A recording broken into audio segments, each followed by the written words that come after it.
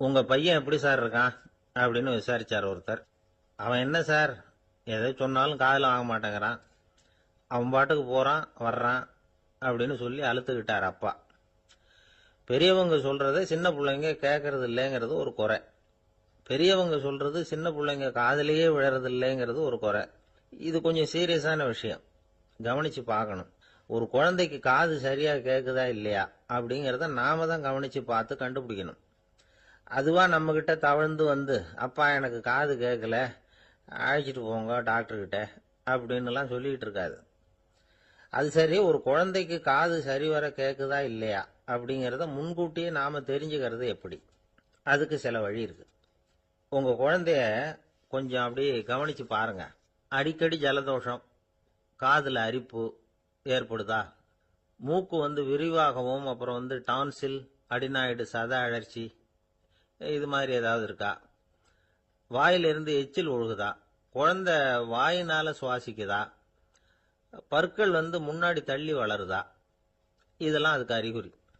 அப்புறம் இந்த V, B, D, F, D H இப்படி இந்த ஒலிகள் சேர்ந்த வார்த்தைகளை குழந்தை சரியா புரிஞ்சுக்காது. இப்போ உதாரணத்துக்கு பட்டுன்னு சொல்லு குழந்தை அப்படின்னீங்கன்னா அது கட்டுன்னு சொல்லும். அதாவது பட்டு சவுண்டை அதால புரிஞ்சுக்க முடியல. அப்புறம் உங்க குழந்தை உங்களை உறக்க பேச சொல்றானா, அடிக்கடி கேள்வி கேட்கறானா, சாப்பிட்றப்போ கவனம் இல்லாம இருக்கானா, படிப்புல போதுமான முன்னேற்றம் இல்லையா, வகுப்புல சரியா கவனிக்கிறது இல்லையா, இப்படிலாம் இருந்தா ஆரம்பத்திலேயே டாக்டர் கிட்ட அழைச்சிட்டு போய் சிகிச்சையை ஆரம்பிச்சுடலாம், குணப்படுத்திவிடலாம். குழந்தைக்கு காது சரியா கேட்கலன்னா நீங்க செய்ய வேண்டியது என்ன தெரியுமா? அவனுக்கு காது கேட்கலங்கிறதுக்காக அவன் முன்னாடி சத்தம் போட்டு பேசக்கூடாது. மெதுவா சீரா பேசணும், அவனை பார்த்து பேசணும். உங்க உதட்டு அசைவுகள் அவனுக்கு உதவும், அதை பார்த்தே புரிஞ்சுக்குவான். நீங்க வாயில வெத்தலை பாக்கு போட்டுக்கிட்டோ புகை பிடிச்சிக்கிட்டோ பேசக்கூடாது. அப்படி பேசினா அவனால அந்த உச்சரிப்பை சரியா புரிஞ்சுக்க முடியாது. ஒரு வார்த்தையை சொல்றீங்க, அவனுக்கு புரியல அப்படின்னா அதே வார்த்தையை மறுபடியும் சொல்லணும். அவனுக்கு நீங்க முதல்ல சொன்ன வார்த்தை புரியலன்னு நினைச்சுக்கிட்டு மறுபடியும் திருப்பி சொல்றப்போ அதே அர்த்தம் வரக்கூடிய வேற வார்த்தையை சொல்லக்கூடாது. இப்படிலாம் நடந்துகிட்டா அவனுக்கு மன திடத்தை ஏற்படுத்த முடியும். இல்லைன்னா அவனுக்கு தாழ்வு மனப்பான்மை வந்துடும். குழந்தைக்கு காது கோளாறுன்னா ஆரம்பத்திலேயே டாக்டர் கிட்ட அழைச்சிட்டு போனா போதும், குணப்படுத்தி விடலாம்.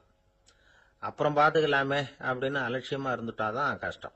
சில பேர் கோபத்துல சின்ன பிள்ளைங்க காதை பிடிச்சி திருகிறது உண்டு. இது ரொம்ப தப்பு. காது கையோட வந்துட்டா என்ன பண்றது?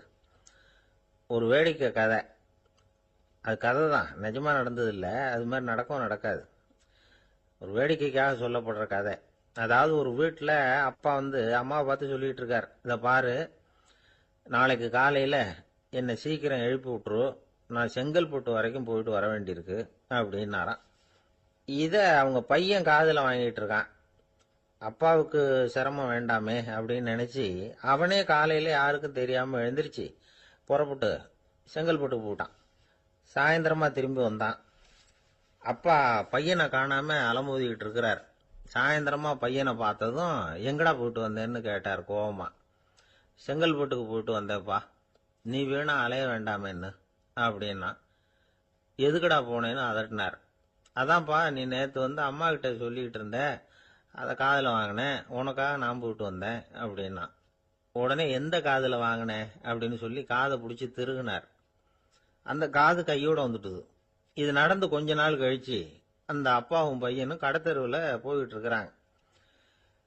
எதிரில் ஒரு நாய் ஓடி வந்தது. அதுக்கு 2 காதும் இல்லை. என்ன இது, இந்த நாய்க்குட்டிக்கு 2 காதும் இல்லை அப்படின்னாரு அப்பா. அதுக்கு பையன் சொல்றான், அப்பா அது 2 தடவை செங்கல்பட்டுக்கு போயிட்டு வந்திருக்கும் அப்படின்னா. காஞ்சிபுரத்துல பல்லவ ராஜா ஒரு கோவில் கட்டினார், கைலாசநாதர் கோவில். அதுக்கு கும்பாபிஷேகம் பண்றதுக்கு ஒரு நாள் குறிப்பிட்டு அதுக்கு வேண்டிய ஏற்பாடுகள்லாம் பண்ணினார். முதல் காரியமா கடவுளை வேண்டிக்கிட்டார், நீங்க இந்த கும்பாபிஷேகத்துக்கு நேரில் கலந்துக்கணும்னார். கடவுள் அந்த ராஜா கனவுல வந்தார். நீ கும்பாபிஷேகம் வச்சிருக்கிற அதே நாள்ல அதே நேரத்துல எனக்கு இன்னொரு ஊர்ல ஒரு கும்பாபிஷேகம் இருக்குது, அதுக்கு போக வேண்டியிருக்கு. அதாவது திருநின்ற ஊர்ல என்னுடைய பக்தர் ஒருத்தர் அவரும் ஒரு கோயில் கட்டி கும்பாபிஷேகம் செய்கிறார். நான் அதுக்கு போக வேண்டியிருக்கு, அதனால உன்னுடைய தேதியை நீ மாத்தி வச்சுக்கோ அப்படின்னார். கடவுள் தான் எங்கேயும் இருக்கிறவராச்சே, அவர் நினைச்சா 2 இடத்துலயும் இருந்து கோயில் கும்பாபிஷேகத்தை நடத்த முடியாதா? ஏன் அப்படி செய்யல? அது ஒரு முக்கியமான காரணத்துக்காகத்தான். திருநின்ற ஊர்ல இருந்த பூசலாருங்கிற அந்த அடியாரின் பெருமையை இந்த உலகத்துக்கு எடுத்து காட்டணுங்கிறதுக்காகத்தான் கடவுள் அந்த ராஜா கிட்ட அப்படி சொன்னார். சரி, அந்த அடியார் அப்படி என்னதான் பெருசா கோயில் கட்டி விட்டார்? ராஜா கட்டின கோயிலை விட பெருசா? அவர் கட்டினது கருங்கல்லாலேயோ மண்ணாலேயோ மரத்தாலேயோ இல்ல. அவர் கட்டின கோயில் வேற மாதிரி. அது மனசால கட்டின கோயில், மனசுக்குள்ள இருக்கிற கோவில், மனக்கோவில். அந்த அடியார் தன்னோட மனசுக்குள்ள மாசக்கணக்கா ஒவ்வொரு கல்லா சேர்த்து கட்டின கோவில். இந்த விஷயம் ராஜாவுக்கு தெரியாது. அவர் என்ன நினைச்சுட்டாரு, அது நாம கட்டின கற்கோயிலை விட ரொம்ப பெருசா இருக்கும் போல இருக்கு அப்படின்னு நினைச்சுட்டாரு. சரி, அப்பேற்பட்ட அந்த கோயிலை தரிசனம் பண்ணிவிட்டு வருவோம் அப்படின்னு நினைச்சு ராஜா திருநின்ற ஊருக்கு போறார். அங்க போய் பார்த்தா கோயிலையும் காணும், ஒன்னையும் காணும். கடைசியில பூசலார் கட்டின மனக்கோவில் தான் அதுங்கிறத அவர் புரிஞ்சுக்கிறார். உடனே அந்த அடியாரின் காலில் விழுந்து வணங்குறார். அவரோ, இது மனசால முயன்ற கோவில், இதுக்கு இத்தனை பெருமையா அப்படின்னு ஆச்சரியப்படுறார். இதுல ஆச்சரியப்படுறதுக்கு ஒண்ணும் இல்ல. ஆண்டவன் விரும்புறது அகபக்தியையே தவிர புற தோற்றங்களே அல்ல. இத நாம புரிஞ்சுக்கிட்டோம்னா நமக்குள்ள எந்த வேறுபாடுகளும் வர்றதுக்கு வழியே இல்லை. இன்னொரு ராஜா இருந்தார். அவரு ஆண்டவனுக்கு படைக்கிறதுக்காக ஒரு தார் நல்ல செவ்வாழை பழமா எடுத்துக்கிட்டு போகணும்னு நினைச்சார். அதனால முத நாளே அதை வாங்கிட்டு வர சொன்னார் வேலைக்காரங்கிட்ட. வேலைக்காரன் போனா, கடைத்தெருவில் ஒரு தார் பழம் வாங்கினா. வர்ற வழியில அவன் குடிசை. அப்படியே எட்டி பார்த்துட்டு போவோமேன்னு நினைச்சான். போனான். அங்க இவனோட குழந்தை பாவம் பசியால கத்திட்டு இருக்கு. இவன் பார்த்தான், இவ்வளவு பெரிய தாரில் ஒரு 2 பழம் எடுத்தா தெரியவா போகுது அப்படின்னு நினைச்சு ஒரு 2 பழத்தை பிச்சு அந்த குழந்தைகிட்ட கொடுத்தான். அதை வாங்கி வயிறார சாப்பிட்டது. பசி அடங்குச்சு, விளையாட போயிட்டுது. இவன் அதுக்கப்புறம் வாழைப்பழத்தை எடுத்துக்கிட்டு அரண்மனைக்கு வந்தான். 2 பழம் பிச்சிருக்கிறது ராஜாவுக்கு தெரிஞ்சு போச்சு. இவன் உண்மையை சொல்லிவிட்டான். உடனே ராஜா, கடவுளுக்கு படைக்க வேண்டிய பொருளை குழந்தை எச்சில் பண்ண விட்டுருக்கியே அப்படின்னு சொல்லி அவனை கட்டி வச்சு சாட்டையால் அடிச்சார் பாவம். மறுநாள் பழத்தை கோயிலுக்கு எடுத்துட்டு போனார். கடவுள் முன்னாடி வச்சார். கடவுள் கண்ணை திறந்து பார்த்தார், பழம்லாம் அழுகி இருக்குது. என்ன இது அழுகி போன பழம் அப்படின்னார். ராஜா முழிச்சார். நல்லா தானே இருந்தது அப்படின்னு நினைச்சார். அப்போ கடவுள் அந்த ராஜா கிட்ட சொன்னாராம், இத பாருப்பா, இந்த தாரில் 2 பழம் தான் நல்ல பழம். அந்த 2 பழங்களையும் நேத்திக்கே நான் சாப்பிட்டுட்டேன் அப்படின்னாராம். அப்பதான் ராஜாவுக்கு புரிஞ்சுது, ஏழை குழந்தையின் பசியை தீர்க்கறதுக்காக உதவுன அந்த 2 பழம் தான் இறைவன் சாப்பிட்ட பழம்னு. இறைவன் இருக்கிற இடம் எது? இதுதான். ஒரு கணவன் மனைவி எப்ப பார்த்தாலும் அவங்க 2 பேருக்கும் இடையில சண்டை வந்துகிட்டே இருந்தது. இதுல என்ன ஆச்சரியங்கிறீங்களா? நான் அதுக்காக சொல்ல வரல, இது வேற விஷயம். அதாவது சண்டை போடாம இருக்கிறதுக்கு வழி சொல்ற தகவல் இது. நான் சொன்ன அந்த கணவன் மனைவி எப்படின்னா, கணவன் ஒரு வார்த்தை சொன்னா மனைவி கிட்ட இருந்து 2 வார்த்தை பதிலா வரும். இதுக்கு கணவன் கிட்ட இருந்து 4 வார்த்தை பதிலா வரும். இப்படி வார்த்தைகள் பெருகி போய் கடைசியில வம்புல முடியும். அந்த அம்மா பொறுத்து பொறுத்து பார்த்தாங்க. அவங்களால தாக்கு பிடிக்க முடியல. பக்கத்து வீட்லயும் ஒரு கணவன் மனைவி இருந்தாங்க. அவங்களுக்குள்ள சண்டை வர்றதில்ல. அது எப்படி அவங்களால மட்டும் சண்டை போடாம இருக்க முடியுது அப்படின்னு இந்த அம்மாவுக்கு ஆச்சரியம். ஒரு நாள் நேரா பக்கத்து வீட்டு அம்மா கிட்டே போய், ஏம்மா, நீங்க எப்படி கணவனும் மனைவியும் சண்டை போட்டுக்காம இருக்கிறீங்க? அது எப்படி முடியுது உங்களால அப்படின்னு கேட்டாங்க. அதுக்குன்னு ஒரு மருந்து இருக்குது, அதை சாப்பிட்டா சண்டை வராது அப்படின்னாங்க அவங்க. சரிங்க, அந்த மருந்தை அவரு சாப்பிட மாட்டாரே, மாட்டேன்னு சொல்லிட்டா என்ன பண்றது அப்படின்னு கேட்டிருக்கிறாங்க இவங்க. அந்த மருந்து அவருக்கு இல்லம்மா, உனக்கு தான் அப்படின்னாங்களாம் அவங்க. அப்படியா? அப்படின்னா கொடுங்க, ரொம்ப நல்லதா போச்சு. அதை எப்படி சாப்பிடுறதுங்கிற விவரத்தையும் சொல்லுங்க, எங்க அது கிடைக்கும்ங்கிறதையும் சொல்லுங்க, வாங்கிக்கிறேன் அப்படின்னு கேட்டாங்களாம் இவங்க. வேற எங்கேயும் போய் வாங்க வேண்டாம், என்கிட்டே இருக்க அந்த மருந்து, அதுல கொஞ்சம் தர்றேன், வாங்கி வச்சுக்க. உன் வீட்டுக்காரர் உன்னோட சண்டையை ஆரம்பிக்கிற போலாம் நீ இந்த மருந்துல 1 அவுன்ஸ் வாயில ஊத்திக்கணும். அதை உடனே குடிச்சிடக்கூடாது. ஒரு 5 நிமிஷமாவது அது வாயில இருக்கணும். அதுக்கப்புறம் குடிச்சுடலாம் அப்படின்னு சொல்லி 1 பாட்டில் மருந்தை இந்த அம்மா கிட்ட கொடுத்து அனுப்புனாங்களாம். மருந்தை எடுத்துக்கிட்டு இந்த அம்மா வீட்டுக்கு வந்திருக்கிறாங்க. வீடு பூட்டி இருந்ததுனால கணவன் வாசல்லையே காத்துக்கிட்டு இருக்கிறான். மனைவியை கண்டதும் சண்டை போட ஆரம்பிச்சுட்டான். வீட்டை பூட்டி விட்டு எங்க போய் தொலைஞ்ச, எவ்வளவு நேரமா ஒரு மனுஷன் வாசல்லையே காத்துட்டு கிடக்கிறது அப்படி இப்படின்னு கத்த ஆரம்பிச்சுட்டான். மனைவி இதுக்கு பதிலே சொல்லல. அந்த அம்மா பேசாம வீட்டை திறந்தாங்க. சமையல் அறைக்குள்ள போனாங்க. ஒரு அவுன்ஸ் மருந்தை வாயில ஊத்திக்கிட்டாங்க. அன்னைக்கு சண்டை மேற்கொண்டு வளரவே இல்லை, நின்றுட்டுது. மருந்து பரவாயில்ல. அதுக்கப்புறம் பல சந்தர்ப்பங்கள்ல சண்டை வரும் போல இருக்கிற போலாம் இந்த மருந்து அதை நிறுத்தியிருக்கு. பிரமாதமான மருந்தா இருக்குது இதை கொஞ்சம் அதிகமாகவே வாங்கி வீட்டில் வச்சுக்க வேண்டியதுதான் அப்படின்னு முடிவு பண்ணிட்டு இந்த அம்மா மறுபடியும் பக்கத்து வீட்டு அம்மாகிட்ட போனாங்க. எவ்வளவு விலையானாலும் சரி, நான் காசு கொடுத்து வாங்கி வச்சுக்கிறேன், எந்த கடையில் இருக்கு இந்த மருந்து சொல்லுங்க அப்படின்னு கேட்டாங்க. இந்த மருந்துக்கு விலையே கிடையாதுங்க, இலவசமாகவே கிடைக்கும்னாங்களாம் அவங்க. அது எப்படி விலை இல்லாமல் இதை விற்க முடியுது அப்படின்னு கேட்டாங்களாம் இவங்க. அது மருந்தா இருந்தா தானே விலை வைக்கிறதுக்கு, அது வெறும் தண்ணி தானே அப்படின்னாங்களாம். வெறும் தண்ணியா சண்டையை நிறுத்துது அப்படின்னு இருக்காங்க இவங்க. அது சண்டையை நிறுத்தல, உன்னோட மௌனம் தான் சண்டையை நிறுத்துது. நீ வாயில தண்ணியை வச்சுக்கிறதுனால எதிர்த்து பேசுறது இல்ல, அதனால உன்னுடைய கணவர் கோபம் சாந்தமாயிடுது அப்படின்னாங்களாம் அவங்க. இந்த கதையிலிருந்து சண்டையை நிறுத்துற மருந்து எதுன்னு தெரிஞ்சுக்கிட்டோம் இல்லையா. ஒருத்தர் என்ன பண்ணாரு, பாட்டில்ல தண்ணியை ஊற்றி வச்சுக்கிட்டு அவர்கிட்ட வர்றவங்களுக்கெல்லாம் இதை சிபாரிசு பண்ணலாம்னு நினைச்சிட்டு உட்காந்துருந்தார். ஒரு அம்மா வந்தாங்க. இதை கேட்டுவிட்டு இதையே ஒரு மருந்து மாதிரி கொடுக்கலாம்ங்கிறது அவர் முடிவு. அதனால பாட்டிலில் தண்ணி அடைச்சி வச்சுக்கிட்டு அதில் கலருக்காக என்னத்தையோ ஒரு ஜீரகம் அது மாதிரி எதையாவது கலந்து வச்சுக்கிட்டு ஒரு மருந்து மாதிரி ஒரு பாவனையில் வச்சுக்கிட்டு உட்காந்துருக்காரு. யாராவது வீட்டில் சண்டைன்னா என்கிட்ட வாங்க மருந்து தரேன்னு. ஒரு அம்மா வந்தாங்க. எனக்கும் என் வீட்டுக்காரருக்கும் அடிக்கடி சண்டை வருதுங்க அப்படின்னு இருக்காங்க. கவலைப்படாதம்மா, நான் ஒரு மருந்து தரேன்னு சொல்லி வீட்டுக்குள்ளே போய் ஒரு பாட்டில் எடுத்து வந்து கொடுத்தார். பாட்டிலில் இருக்கிறது என்னங்கிறத சொல்லிவிட்டா அது பேரில் மரியாதை வராது இல்லையா, அதனால சொல்லலை. அந்த அம்மா வாங்கிட்டு போனாங்க. 4 நாள் கழிச்சு திரும்பி வந்தாங்க. என்னம்மா வீட்டில் சண்டை நின்று போச்சான்னு கேட்டிருக்காரு இவர். அங்கே நின்று போச்சுங்க, இப்போ உங்ககிட்ட ஆரம்பமாக போகுதுன்னாங்களாம். என்னம்மா அப்படின்னு இருக்காரு இவர் பயந்து போய். பின்ன என்னங்க, நீங்கள் என்ன மருந்து கொடுத்துருக்குறீங்க என்னங்க அப்படின்னாங்களாம் கோவமா. அது வெறும் தண்ணி தானே அப்படின்னு இருக்காரு இவர். தண்ணியா இது, நல்லா பாருங்க அப்படின்னு அந்த பாட்டில் நீட்டினாங்களாம். இவர் வாங்கி பார்த்துருக்காரு. அப்புறம் தான் விஷயம் புரியுது அவருக்கு. இவர் கை தவறுதலா அவங்க வீட்டில் இருந்த மண்ணெண்ணெய் பாட்டில் எடுத்து அவர்கிட்ட கொடுத்துருக்குறாங்க. அப்புறம் என்ன ஆகும், சண்டை வராம. ஆந்திர நாட்டில் ஒரு அரசர் இருந்தார். அந்த அரசர்கிட்ட ஒரு அமைச்சர் இருந்தார். அந்த அமைச்சர் பேரு ராயண பாஸ்கர். அவர் ஒரு பெரிய அறிவாளி. அது மட்டும் இல்ல, மிகச்சிறந்த கொடையாளி. யார் எது கேட்டாலும் இல்லைன்னு சொல்ல மாட்டாராம். அதன் காரணமாகவே அவர்கிட்ட இருந்த செல்வம் நாளுக்கு நாள் குறைஞ்சிக்கிட்டே வந்துட்டு தான்.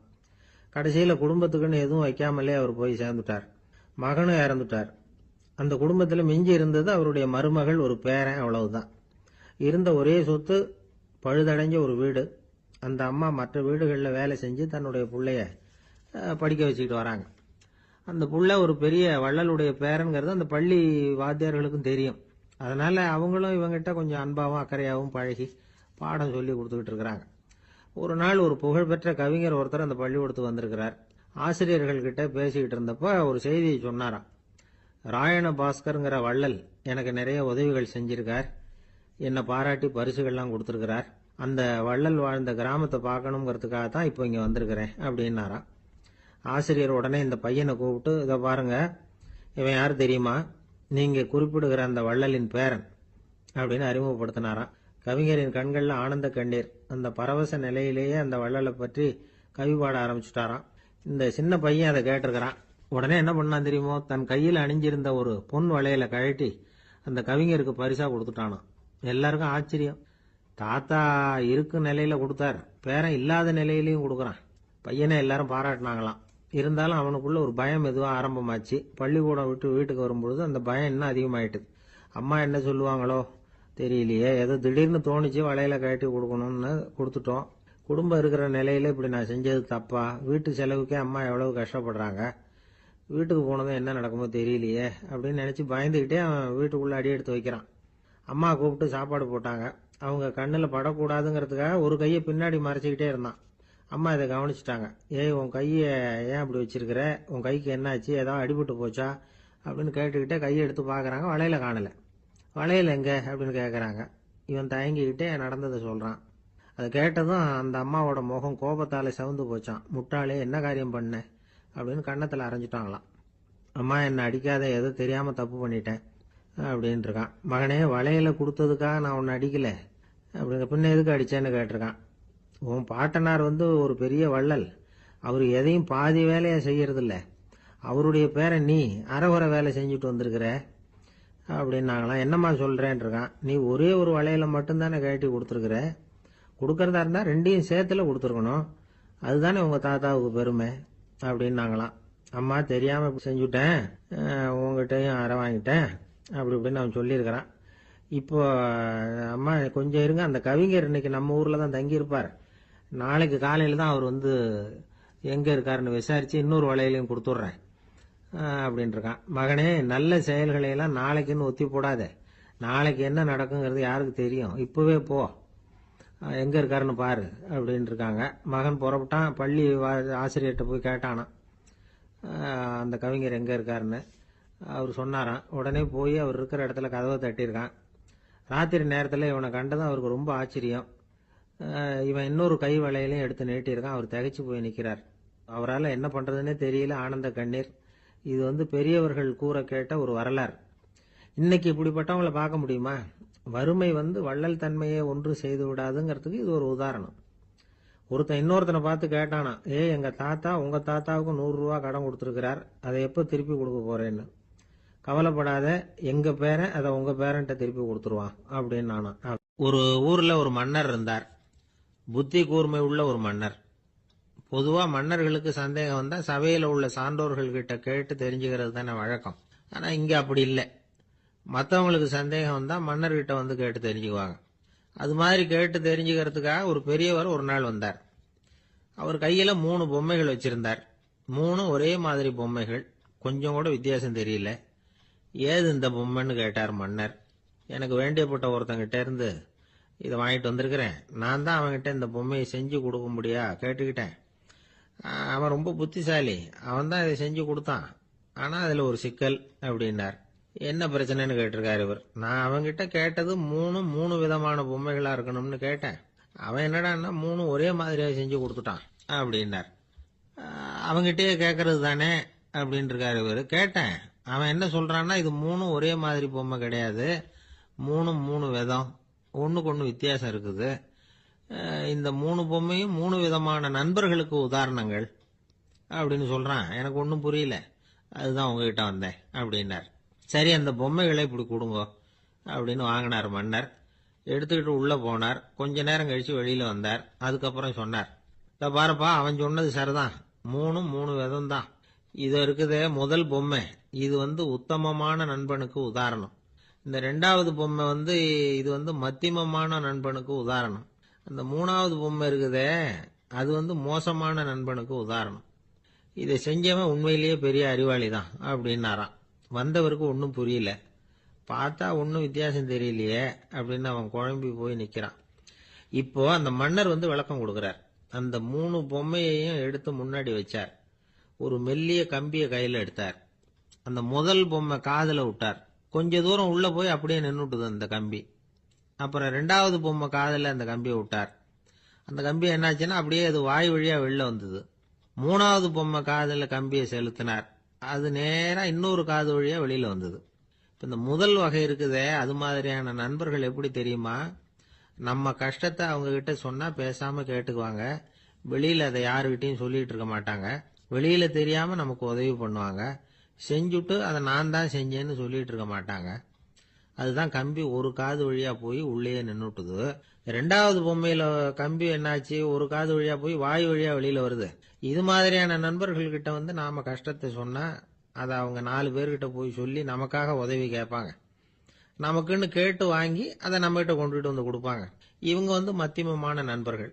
3வது பொம்மையில ஒரு காது வழியா செலுத்துற கம்பி இன்னொரு காது வழியா வெளியில வந்துருது. இது மாதிரியான நண்பர்கள் கிட்ட நம்ம கஷ்டத்தை சொன்னா அவங்க காது கொடுத்து கேட்கறது மாதிரி நடிப்பாங்க. அப்படியே இன்னொரு காது வழியா அதை வெளில விட்டுருவாங்க. அதை பத்தி கவலைப்பட மாட்டாங்க. இதுதான் இந்த பொம்மைகளுக்குள்ள இருக்கிற வித்தியாசம் அப்படின்னு விளக்கம் கொடுத்தாராம் மன்னர். படிக்கிற பிள்ளைங்கள்லயும் இது மாதிரி 3 வகை உண்டு. சில பேர் காதால வாங்கி மனசுல வச்சுக்குவான். சில பேர் காதால வாங்கி பேனாவால எழுதி விடுவான். சில பேர் ஒரு காதால வாங்கி இன்னொரு காதால வெளியில விட்டுருவான். ஒரு பையன் வகுப்புல ஆசிரியர் பாடம் நடத்தும் பொழுது தலையை வேகமா ஆட்டி ஆட்டி கேட்பானா. ஏன்டா இப்படி தலையை இப்படி ஆட்டுற அப்படின்னு கேட்டிருக்கான் பக்கத்துல இருந்தவன். தலையை ஆட்டினா தாண்டா ஒரு காது வழியா உள்ள போறது இன்னொரு காது வழியா வெளியில வேகமா வெளில போகும் அப்படின்னானா அந்த பையன். லோகமானிய பாலகங்காதர திலகர் இருந்தார்ல, அவருக்கு 15 வயசுலயே கல்யாணம் நடந்துதான். மனைவி பேரு தபிபாய். ரொம்ப பெரிய குடும்பத்து பொண்ணு, நல்ல குணம். அவங்க குடும்பம் நடத்திக்கிட்டு இருக்கிறாங்க. அந்த காலத்துல திருடர்கள் பயம் அதிகம். இந்த காலத்துல மட்டும் என்னன்னு கேக்குறீங்களா? நீங்க கேக்குறது நியாயம்தான். இருந்தாலும் இந்த காலத்து திருடனுக்கும் அந்த காலத்து திருடனுக்கும் ஒரு முக்கியமான வித்தியாசம் உண்டு. அதாவது அந்த காலத்து திருடன்லாம் நியாயம் அநியாயம் பாக்குறது உண்டு, இந்த காலத்துல அப்படி பாக்குறது இல்லை. அந்த காலத்துல திருட வர்றவங்கள்ட்ட கூட ஒரு தார்மீக உணர்வு உண்டாம். அதாவது அப்போ உள்ள கொள்ளைக்காரங்க எதை களவாடினாலும் சரி, அரிசியை மட்டும் களவாடுறது இல்லையா, அப்படி ஒரு கொள்கை. அதனால பாருங்க, அந்த காலத்து பெண்கள் நகை நட்டுகளை பத்திரமா வைக்கணும்னா பெட்டியில வைக்கிறது இல்ல, அரிசி பானையில போட்டு வச்சு விடுறது. இப்பெல்லாம் பேங்க்ல சேஃப்டி லாக்கர்னு இருக்குல்ல, அது மாதிரி அந்த காலத்துல சேஃப்டி லாக்கருங்கிறது அரிசி பானை. வளையல், மூக்குத்தி, தோடு இப்படி எதுவா இருந்தாலும் அதுல போட்டு பத்திரமா வச்சிருவாங்க. திருடன் அரிசி பானை பக்கம் போறதில்ல. ஏன்னா சாப்பிடுற விஷயத்துல கை வைக்கக்கூடாது, அது பாவம் அப்படின்னு அவன் நினைக்கிறான். திலகரோட மனைவி தபிபாயும் அதே மாதிரி தன்னுடைய ஆபரணங்களை ஒரு அரிசி பானைக்குள்ள போட்டு மூடி வச்சிருந்தாங்களாம். இப்படி இருந்தப்போ ஒரு நாள் ஒரு பிச்சைக்கார பொண்ணு வீடு வீடா பிச்சை கேட்டுக்கிட்டே வந்திருக்குது. திலகர் வீட்டுக்கும் தர்மம் போடுங்க தாயே அப்படின்னு தான் அந்த பொண்ணு. அந்த அம்மா தபிபாய் காதுல இது விழுந்திருக்கு. உடனே கை நிறைய அரிசி அள்ளிட்டு போட்டிருக்கு. பாத்திரத்துல அரிசியை போட்டதுக்கு அப்புறம் தான் தெரியுது, பளிச்சுன்னு கண்ணுல படுது. அதாவது அந்த அம்மாவோட வைர மூக்குத்தி ஒண்ணு அரிசியோட சேர்ந்து அந்த பிச்சைக்கார பொண்ணு பாத்திரத்துல போய் விழுந்துட்டுது. இந்த அம்மாவுக்கு மனசுக்குள்ள குழப்பம், என்ன இப்படி ஆயிட்டுதே, மூக்குத்தி போயிட்டுதே, பிச்சை பாத்திரத்துல இருந்து அதை எப்படி எடுக்கிறது அப்படின்னு தயக்கம். வாயை திறந்து அதை கேட்கறதுக்கும் கூச்சம். திண்ணையில உட்கார்ந்து இருந்த திலகர் இவ்வளவையும் பார்த்துக்கிட்டு இருக்கிறார். மனைவியின் மனசுக்குள்ள நடக்கிற மௌன போராட்டத்தை அவர் நல்லா புரிஞ்சுக்கிட்டாராம். மனைவியை பார்த்து சொன்னாராம், தபிபாய், இது தெய்வ சம்மதம். அவளுக்கு சேர வேண்டிய மூக்குத்தி அவகிட்ட போயிட்டுது. பிச்சை பாத்திரத்துல விழுந்த மூக்குத்தியை எடுக்க வேணாம் அப்படின்னாராம். சரின்னு சொல்லிவிட்டு மேற்கொண்டு எதுவும் சொல்லாம அந்த அம்மா வீட்டுக்குள்ள போயிட்டாங்களாம். இந்த காலத்துல எல்லாம் அது மாதிரி நடக்குமா? வெறும் அரிசியை போட்டுட்டு விவகாரம் பண்ணிட்டு இருக்க மாட்டோமா? ஒரு பெரிய மனுஷன் வீட்டுக்கு ஒரு பிச்சைக்காரன் வந்தான். ஐயா, நாங்க பிச்சைக்காரங்கள்லாம் சேர்ந்து ஒரு சங்கம் வச்சிருக்கிறோம், அதுக்கு நிதி சேர்க்கிறோம், அதுக்கு ஒரு 100 ரூபா கொடுத்தீங்கன்னா எங்களுக்கு பெரிய உதவியா இருக்கும் அப்படின்னானா. அதெல்லாம் ஒன்றும் கொடுக்க முடியாது போ அப்படின்னாராம் அவரு. அப்படின்னா ஒரு 50 ரூபாயாவது கொடுங்களேன் அப்படின்னு இருக்கான். அதுவும் முடியாதுன்னு சொல்லிவிட்டார். 25 ரூபா அப்படின்னு இருக்கான். எதுவும் முடியாது அப்படின்னாராம். சரிங்க, இவ்வளவு பெரிய வீட்டுக்கு வெறுங்கையோட திரும்புறது நல்லா இருக்காது, அதனால சும்மா ஒரு 1 ரூபா மட்டுமாவது கொடுங்க அப்படின்னு இருக்கான் அவன். ஒரு பைசா கூட என்கிட்ட கிடையாது அப்படின்னு விட்டாரான் இவர். அப்படின்னா நீங்க ஒரு காரியம் பண்ணுங்களேன் அப்படின்னு அவன். என்ன செய்யணும் அப்படின்னு இருக்கார். எங்க சங்கத்துல நீங்களும் ஒரு மெம்பரா சேர்ந்துருங்க அப்படின்னா. ஒரே ஒரு ஊர்ல ஒரு அம்மா இருந்தாங்க. அந்த அம்மாவுக்கு ஒரே ஒரு பிள்ளையாண்டான். அவனுக்கு ரொம்ப அக்கறையோட கல்யாணம் பண்ணி வச்சாங்க. கல்யாணம் முடிஞ்சதும் மருமக பொண்ணு வீட்டுக்கு சேர்ந்தது. அப்பாடா, என் கடமை முடிஞ்சது, இனிமே அக்கடான்னு எங்கேயாவது ஒரு மூலையில படுத்து கிடக்கலாம் அப்படின்னு நினைச்சாங்க அந்த அம்மா. ஆனா நினைக்கிறபடி எங்க நடக்குது? அதுக்கப்புறம் தான் பிரச்சனையே ஆரம்பமாச்சு. மருமகள் குணம் சரியில்லை, ஒரு மாதிரி. அந்த பொண்ணு வீட்டுக்கு வந்ததுமே முதல் வேலையா மாமியாரை பார்த்து, அதுதான் நான் வந்துட்டேன்ல, இனிமே உங்களுக்கு என்ன வேலைங்க, புறப்பட வேண்டியது தானே, காசி ராமேஸ்வரம்னு எங்கேயாவது போங்க அப்படின்னுட்டு தான். மாமியார் பார்த்தாங்க, கொஞ்சம் யோசனை பண்ணாங்க. இந்த பாருமா, நீ இப்படி சொல்றதுக்கு முன்னாடியே வீட்டை விட்டு புறப்படணுங்கிற முடிவுக்கு நான் வந்துட்டேன். வீட்டை மட்டும் இல்ல, இந்த உலகத்தை விட்டே கூட போறதுக்கு தயாரா இருக்கிறேன். ஆனா ஒரே ஒரு விஷயத்துக்காக என் உயிரை கையில பிடிச்சிக்கிட்டு இருக்கிறேன் அப்படின்னாங்களாம். என்ன விஷயம்னு கேட்டது இந்த மருமக பொண்ணு. வேற ஒண்ணும் இல்ல, என் பிள்ளைக்கு கல்யாணம் பண்ணி வச்சுட்டேன், ஒரு பேர புள்ள பிறந்து அதை என் கண்ணால பாத்துட்டேன்னா நான் எங்க வேணும்னாலும் போறதுக்கு தயாரா இருக்கிறேன் அப்படின்னாங்களாம் அந்த மாமியார். மாமியார் இப்படி சொல்றதுலயும் நியாயம் இருக்கிறதாக பட்டுது அந்த பொண்ணுக்கு. சரி, அப்படியே இருந்து பார்த்துட்டு போகலாம் அப்படின்னு அனுமதி கொடுத்தது. கொஞ்ச காலத்துல ஒரு பேரன் பிறந்தான். அந்த அம்மாவும் பேரனை கண்ணால பார்த்துட்டாங்க. சரி, பேரனை பார்த்தாச்சுல, இனிமே புறப்பட வேண்டியது தானே அப்படின்னது மருமக பொண்ணு. மாமியார் பார்த்தாங்க, நீ சொல்றது சரிதாம்மா, அதுல ஒன்றும் தப்பு இல்லை, என்னோட பேரன் உங்களை அம்மா அப்பான்னு கூப்பிடுறத என் காது குளிர கேட்டுட்டு போயிடுறேனே அப்படின்னாங்களாம். சரி, அந்த ஆசையும் நிறைவேறட்டும் அப்படின்னு காத்துக்கிட்டு இருந்தாங்க. பேரன் வளர்ந்தான், நடந்தான், பள்ளிக்கூடம் போனா, பெரியவனானா. மருமக பொண்ணு மறுபடியும் மாமியாரை விரட்ட ஆரம்பிச்சுட்டுது, இன்னும் புறப்பிள்ளையான்னு. இதை பாருமா, இது வரைக்கும் இருந்தது இருந்துட்டேன். பேரனோட கல்யாணத்தையும் கண்ணால் பார்த்தாதான் இந்த கட்டை வேகும் போல இருக்குது அப்படின்னு சொல்லி ஒரு மாதிரியாக பேச ஆரம்பித்தாங்க. இதுவும் நியாயமான ஆசையாக தான் படுது அப்படின்னு அது யோசிச்சிருக்கு அந்த பொண்ணு. சரின்னு அதுக்கும் ஒத்துக்கிட்டது. உடனே பேரனுடைய கல்யாணமும் முடிஞ்சது ஒரு வழியாக. இனிமே ஒரு நொடி கூட இங்கே இருக்கக்கூடாது, புறப்படுங்க அப்படின்னு மாமியாரை விரட்டிச்சான் அந்த பொண்ணு. இப்போ அந்த மாமியார் தன்னோட மருமகளை பார்த்து சொல்கிறாங்க, இதோ கிளம்பிட்டேம்மா, என் மூட்டை முடிச்செல்லாம் கட்டிக்கிட்டேன், புறப்பட்டுவிட்டேன். அப்படியே நீயும் உன் துணிமணிகளை மூட்டை கட்டிக்கிட்டு கிளம்பிடும் என்னோட சேர்ந்து, 2 பேருமா சேர்ந்து போயிடலாம் அப்படின்னாங்களாம். அந்த பொண்ணு முழிக்குது. முழிக்காதே, உனக்கும் ஒரு மருமக வந்துட்டா, இனிமேல் நீயும் ஒரு மாமியார் தானே, உனக்கும் இனிமேல் இங்கே வேலை இல்லை, புறப்படு அப்படின்னாங்களாம். அப்போ தான் அந்த பொண்ணு சிந்திக்க ஆரம்பிச்சுதான், தன்னோட தவறு புரிஞ்சுதான். இந்த தகவலை கேட்டுக்கிட்டு இருக்கிற மருமகள்லாம் இதை பற்றி கொஞ்சம் யோசிச்சு பார்க்கணுங்கிறதுக்காகத்தான் இதை சொல்கிறோம் மாமியார்கள் சார்பாக. கொஞ்ச நாளைக்கு முன்னாடி ஒரு பொண்ணை பார்த்து பேசுகிற சந்தர்ப்பம் கிடைச்சிது ஒரு கல்யாண வீட்டில். அந்த பொண்ணு சொல்லிச்சு, சார் எனக்கு கல்யாணம் ஆகி 15 வருஷம் ஆகுது, நான் மாமியார்கிட்ட சண்டை போட்டதே இல்லை அப்படின்னு ரொம்ப அடக்கமாக சொல்லிச்சு. அது எப்படிம்மா சாத்தியமாச்சுன்னு கேட்டோம். எனக்கு கல்யாணம் ஆகி 15 வருஷம்தான் ஆச்சு, ஆனால் என் மாமியார் செத்து போய் 20 வருஷத்துக்கு மேலே ஆயிட்டுது அப்படின்னுது. ஒரு ஆளை அடையாளம் கண்டுபிடிக்கணும்னா அதுக்கு சுலபமான வழி என்ன? முகத்தை பார்த்து கண்டுபிடிக்கிறது தான். ஆனால் மனுஷன் தப்பு பண்ண ஆரம்பிக்கும் பொழுது அவனை கண்டுபிடிக்கிறதுக்கு வேற வழிகளை தான் கையாள வேண்டியிருக்கு. கைரேகை அதுக்கு ரொம்ப உபயோகப்படுது. கைரேகைகள் ஒருத்தருக்கு இருக்கிறது மாதிரி இன்னொருத்தருக்கு இருக்கிறது இல்லை.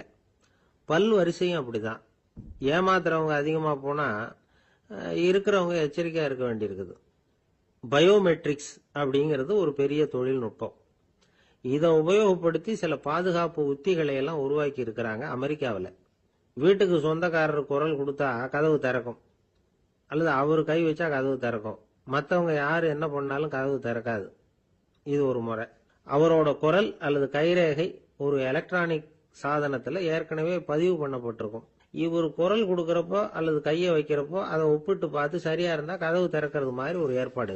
இதே மாதிரி ஒருத்தரோட விழித்திரையில உள்ள இரத்த குழாய் அமைப்பு பாருங்க, அது கூட ஒருத்தருக்கு இருக்கிறது மாதிரி இன்னொருத்தருக்கு இருக்கிறது இல்லை. அதனால அதை வச்சு அடையாளம் கண்டுபிடிக்கக்கூடிய சாதனங்களும் இப்போ பழக்கத்துக்கு வந்தாச்சு. கைரேகையை ஒப்பிடுற சாதனத்தை விட விழித்திரை இரத்த குழாய் அமைப்பை அடையாளம் காணுற சாதனம் இருக்கு பாருங்க, இது ரொம்ப நுட்பமானது. இது நம்ப தகுந்தது. ஒரு ஆளை அடையாளம் கண்டுபிடிக்கிறதுக்கு இது எடுத்துக்கிற நேரம் 1 வினாடி தான். ஒரு கருவி இருக்கும், அதுல உள்ள ஒரு சிறு துளையில கண்ணை வச்சு பார்க்கணும். உடனே இந்த சாதனம் குறைந்த சக்தி உள்ள இந்த அகசிவப்பு ஒளியை பாய்ச்சி அவரது விழித்திரையின் இரத்த குழாயை ஆராய்ச்சி பண்ணி ஏற்கனவே அதோட நினைவு பெட்டகத்துல பதிவு பண்ணி வச்சிருக்கிறோமே அந்த அமைப்புகளோட இதை ஒப்பிட்டு பார்த்து சரியான ஆள் தானா இல்லையா அப்படின்னு அடையாளம் காட்டிவிடும். குரலை வச்சு அடையாளம் கண்டுபிடிக்கிறதும் இந்த பயோமெட்ரிக்ஸ் முறைகள்ல ஒண்ணு. ஒரு நபரோட குரல்ல டிஜிட்டல் குறியீடுகளை மாத்தி பதிவு பண்ணிக்கிட்டு மீண்டும் அதே குரலை இனம் காணக்கூடிய சாதனங்கள் ஏற்கனவே அமெரிக்காவில எல்லாம் விற்பனைக்கு வந்தாச்சு. ஒரு ஆளுக்கு ஜலதோஷம் பிடிச்சிருந்தா கூட அந்த சாதனம் சரியாவே கண்டுபிடிச்சிருமா. குரலை மாத்தி பேசுறவங்க கூட இந்த கருவியை ஏமாற்ற முடியாது. இதை ஆஸ்பத்திரிகள், வங்கிகள்ல உள்ள இரும்பு பெட்டக காப்பறைகள் இங்கெல்லாம் உபயோகப்படுத்தலாம். குழந்தைகள் உள்ள இடங்களுக்கு இது ரொம்ப உபயோகப்படும்.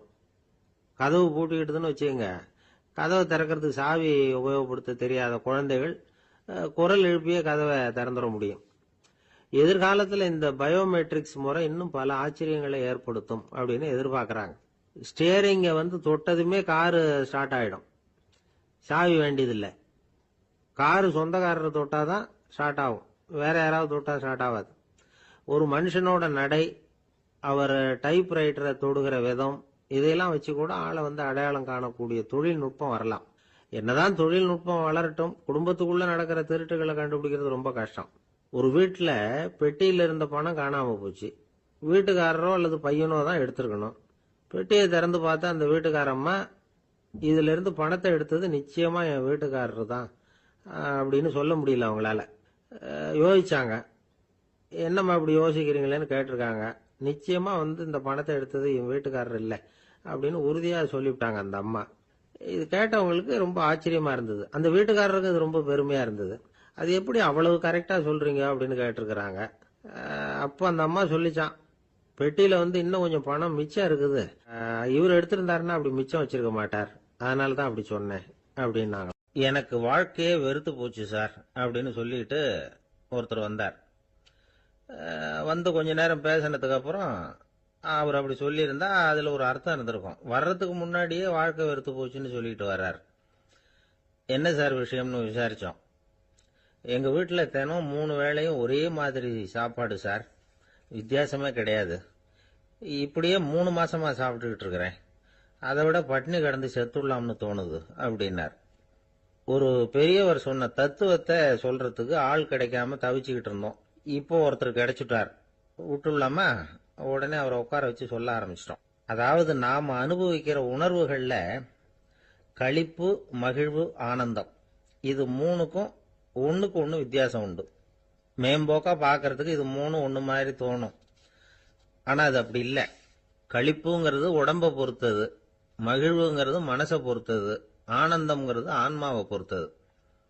இப்படி இந்த 3 வகையான அந்த சுவைப்புகளின் தன்மையும் வேற வேற. இப்ப முதல்ல களிப்புங்கிறத எடுத்துக்குவோம். நம்ம புலன்களுக்கு களிப்பை தரக்கூடிய பொருள்களுக்கு சில விசேஷ குணம் உண்டு. அது எப்படின்னா, சீக்கிரமே சலிப்பை உண்டு பண்ணும். ஒருத்தர் அந்த பொருளை எடுத்துக்கிட்டா அது இன்னொருத்தருக்கு குறைஞ்சிரும். உணவு, உடை, இதெல்லாம் வந்து களிப்பை தரக்கூடிய பொருள்கள். இப்போ உதாரணத்துக்கு, ஒரு சாப்பாட்டு மேசையில ஒரு பாத்திரத்துல 10 இட்லி இருக்கு. அதுல ஒரு 2 இட்லியை நம்ம தட்டுல எடுத்து வச்சு சாப்பிட்றோம்.